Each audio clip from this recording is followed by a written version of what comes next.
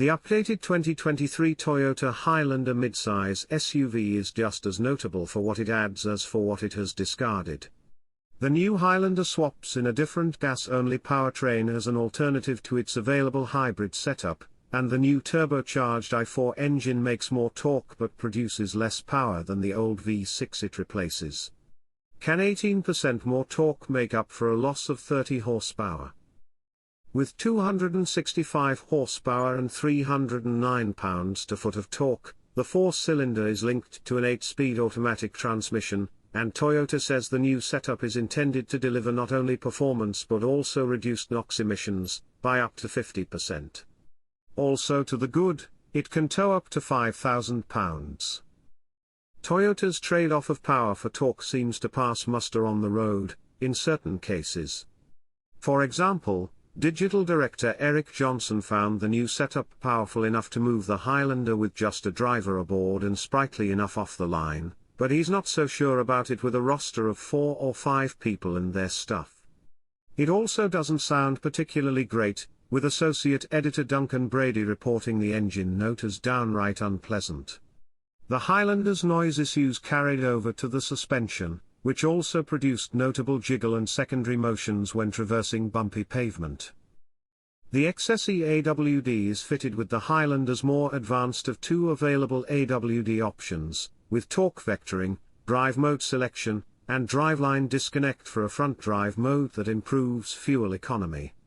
During our off-road testing, Detroit editor Alyssa Priddle was surprised at the ease with which it sliced through the deep sand.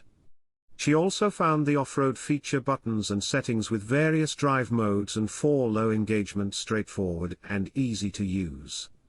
At the same time, many editors experienced significant stability control intervention in the dirt, as well as some hesitation in sending power to the rear wheels.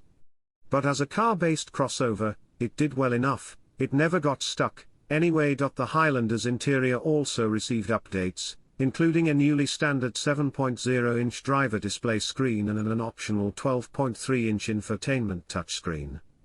The Highlander offers a 7-seat, 3-row layout with standard 3-zone climate controls, an optional second-row bench seat bumps capacity to 8 bodies.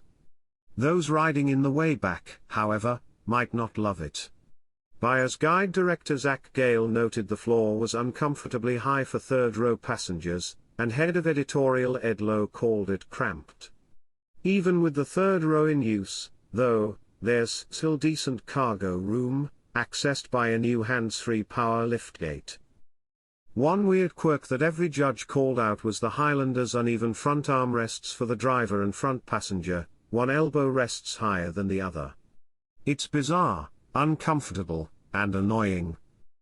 Overall, the new Highlander is very comfortable and well equipped, serving up plenty of charge ports, storage cubbies, and other things families on the move crave. But despite the fresh Turbo 4's improved fuel economy, a new engine wasn't necessarily what this Toyota needed. The Highlander's not going to disappoint very many buyers, Johnson said, but little about it will get anyone's heart beating faster, either.